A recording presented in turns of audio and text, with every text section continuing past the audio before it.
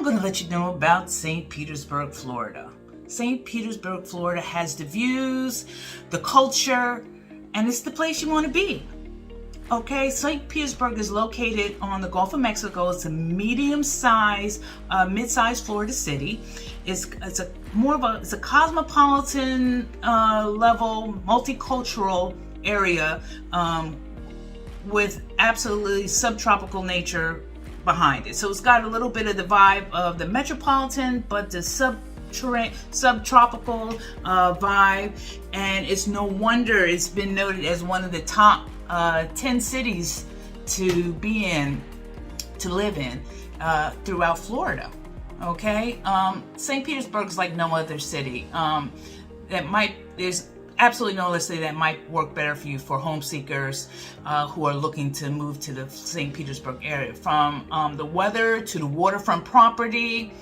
Let's just go over a couple of pros and cons you need to think about if you're moving to the St. Petersburg area.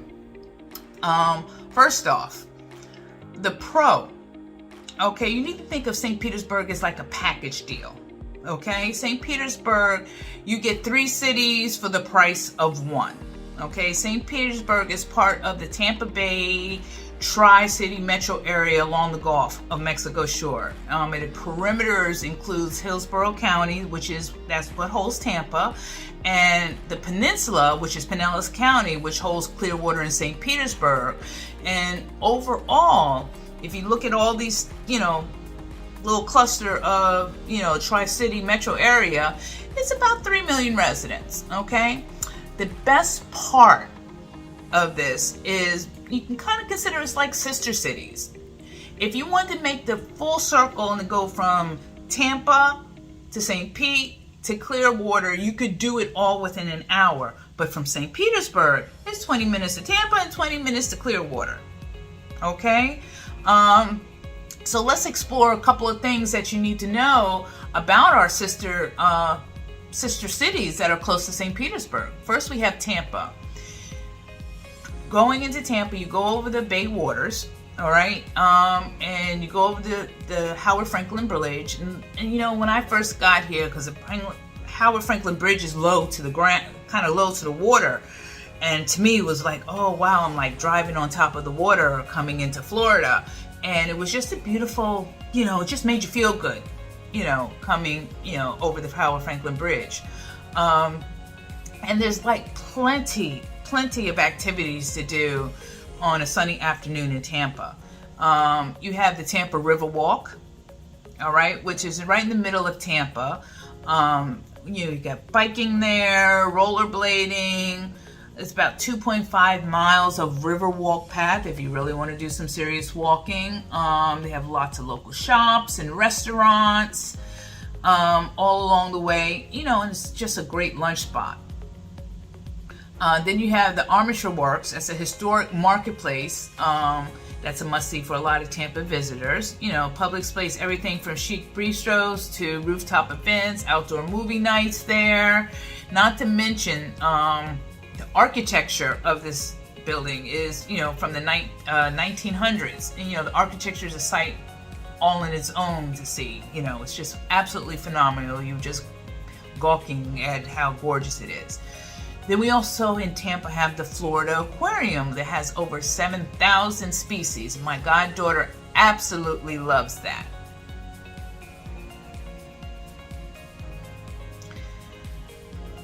And in case you want to take a wild dolphin cruise, you can catch the dolphins on the national side for that. Next, we have also Ybor City. Ybor City is north of Tampa. When you step into Ybor City, and I used to call it Yabor, not understanding that it was Ybor the way it was pronounced when I first got here. It has coffee shops. It's like a little Havana. You've walked into Little Havana right there in Ybor City. The area is totally transformed and beautiful, and with plenty of bars, nightlife, delicious Cuban food. We recommend going there to, the Cuban sandwiches are delicious. All right.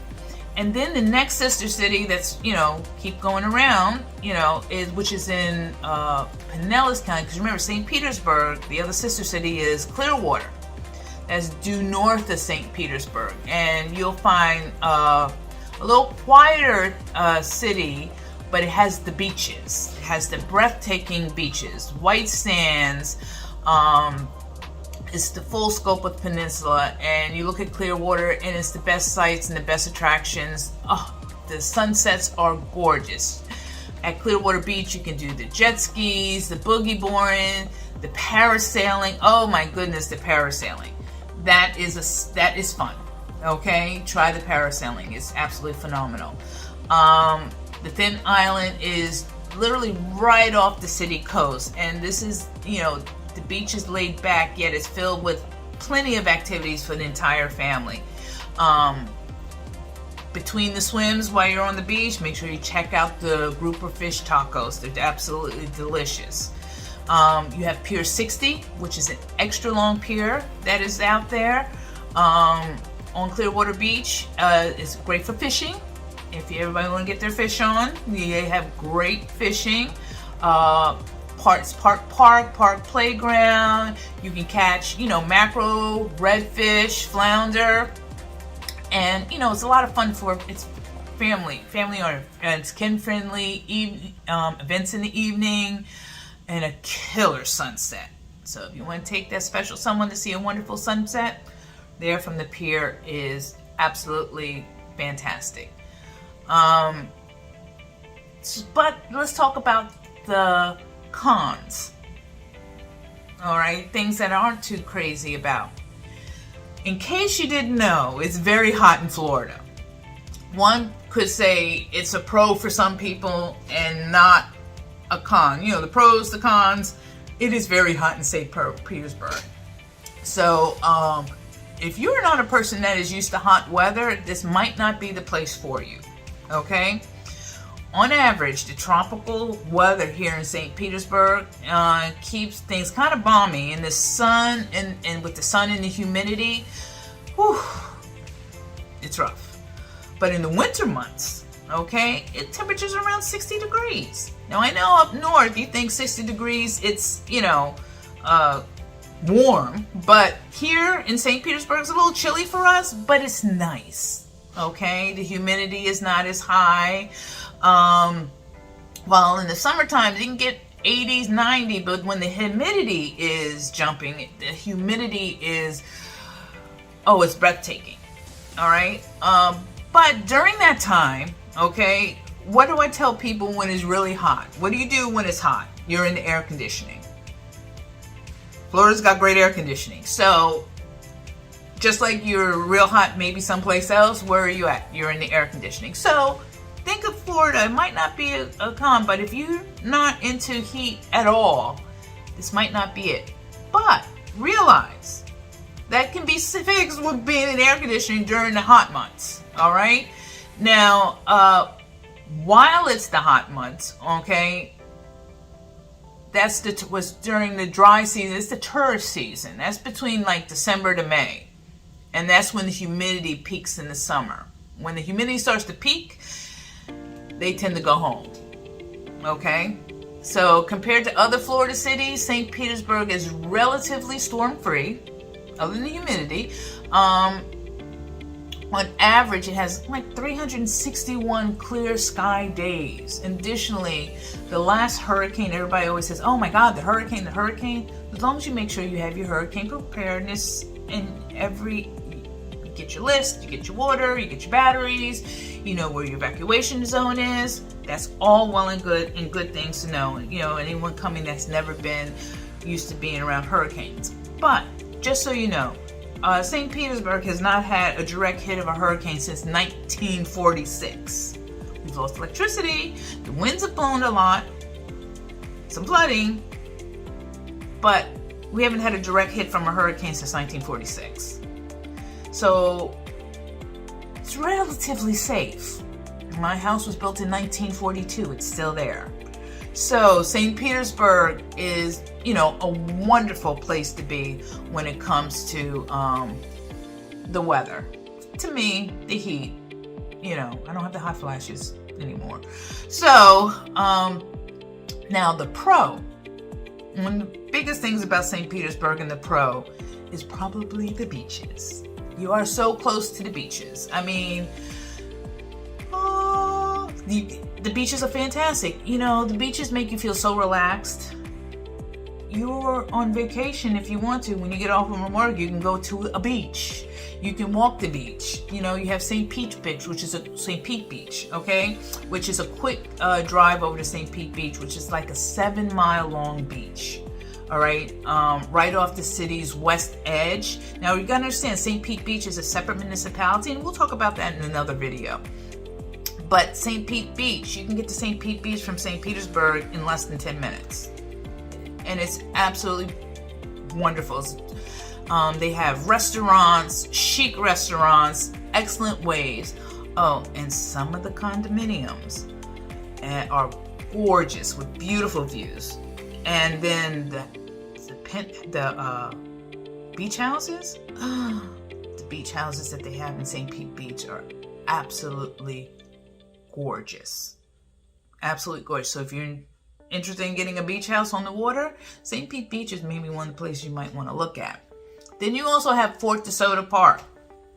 You know, escape into that paradise is absolutely beautiful. You know, full of gorgeous nature reserves, mangrove trees, bird species.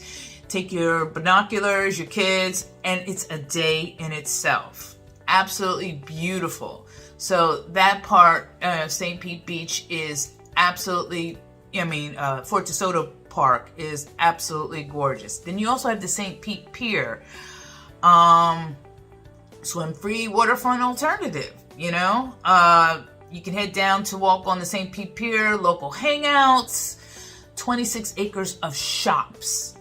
So you can get your shop on. They have gorgeous shops, eateries, parks, you know, public art displays, just a plethora of things to do on the St. Pier, on the St. Pete Pier. Now, the things that aren't so great, these are one of those cons I'm coming up with. The tourists. There are a lot of tourists in St. Pete Beach. Like all beautiful cities, St. Pete Beach attracts tourists. Okay? Who can blame them, right?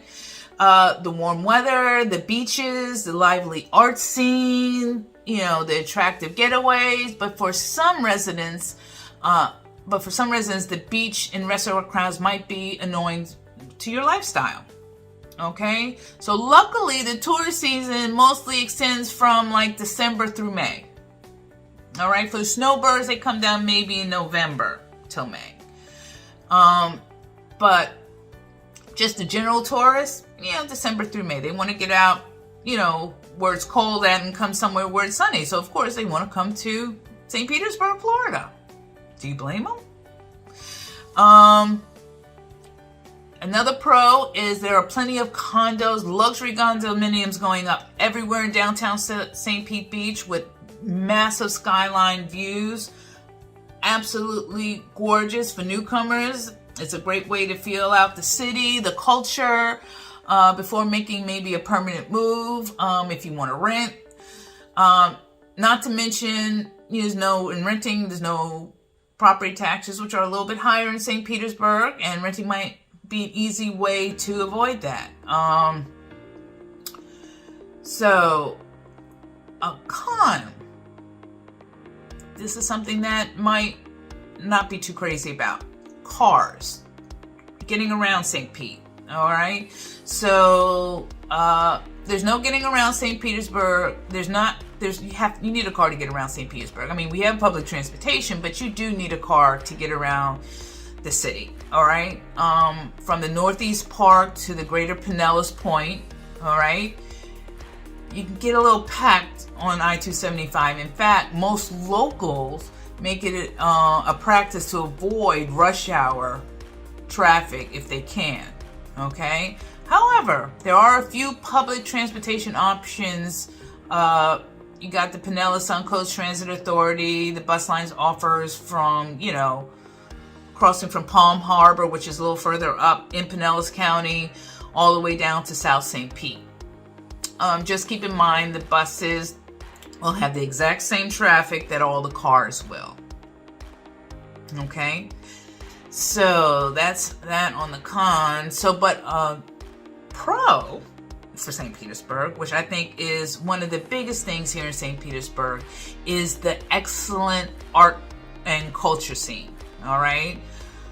You know, tucked away in West Florida, St. Pete is hiding one of the country's most innovative, vibrant art scenes. Okay, between the seven district of art districts, you can find unparalleled painting collections, art festivals, you know, live entertainment. It's just unbelievable. From the museums to the pride parades, there's top sites here in St. Petersburg that would create a haven. All right, you have the museums and the galleries. Whether you're staying for a month or a year, St. Petersburg is acclaimed museums will keep you busy. All right, head of the waterfront museum district. Heading to the Waterfront Museum District is one of the world-class tour visuals, including the Dali Museum. Inside, you can find the world's largest collection of surrealist art, memorizing work and exploring over 2,000 different paintings and sketches and sculptures that help Salvador Dali define the generation known as his creative voice state, this creative voice generation that he was doing. And the Chinchilli collection, which is a 20-foot pink crystal sculpture. Now that is a sight to be seen. Absolutely gorgeous. It's hard to miss. You can explore the artists, see signature sculptures there and experience that museum. That is a beautiful museum. Then you have the Museum of Modern Fine Arts, okay, that has several city residents with world-renowned artists, and that's nice about, because we do have our city residents participating in that. You know, you can roam the hallways of the George O'Keeffe paintings, pristine sculptures in the gardens, rotating new exhibits at all times. I mean, so there's always something wonderful going on at the Museum of Fine Arts. Then the fun part, you have parades. St. Petersburg is I call it a festival, the place of festivals. Okay, they have so many festivals here in St. Petersburg that it's just, you know, with such agreeable weather here in St. Petersburg, it's never a short outdoor celebration. You can catch some of the local favorites throughout the year. Like in January, they have the Martin Luther King Day Parade. February, I think, is the St. Pete's Fine Arts Festival.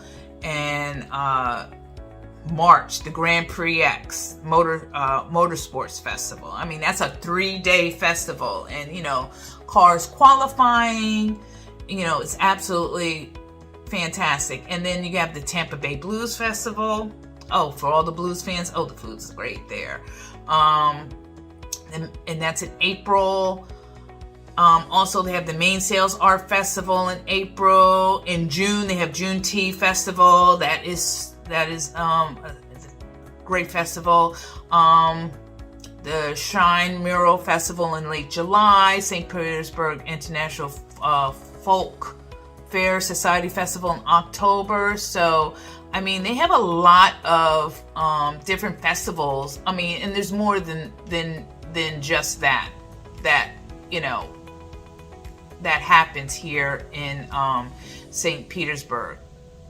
You know, those are just some of the major festivals. Now, the parades and festivals, such as, you know, because of the weather's just so agreeable here, is just one to be seen. And one of the biggest festivals is the LGBTQ Pride Festival, which is held every year here.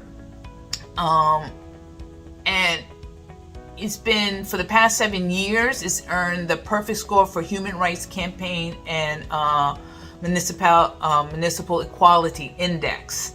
and is shown in the city's culture. So that's a big deal. It has charity funds, parades, live performance. It's a totally family-friendly event. It's a celebration for the whole community here. So St. Pete takes a lot of pride in its Pride Day parade, you know? So, now a con would be probably the lack of nature hikes you can take in St. Pete, all right? As you know, St. Pete, Florida is on a peninsula, which makes St. Petersburg, you know, due to the fact that you have beaches surrounding it, there's not much in terms of extending hiking trips. So that's probably a con for St. Petersburg. But you can take a ferry across the water to reach some of the nature reserves and enjoy the peaceful walks they have, you know. But if you're someone who wants mountaintop peaks and things of that nature, that's not in St. Petersburg. Okay? So those are some of the pros and cons that I have in St. Petersburg. I'll get in detail with a couple of more different exciting things that we have going on in St. Petersburg. Please don't forget to subscribe to our video. Hit the little subscribe button. Give us a call, email, text us. Our information's in the information link down below. And myself and Miss Vickie, if you need help relocating to this area, we're experts in that and we can help you out. All right, thank you. I will talk to you soon. We're looking for your phone calls. Bye-bye.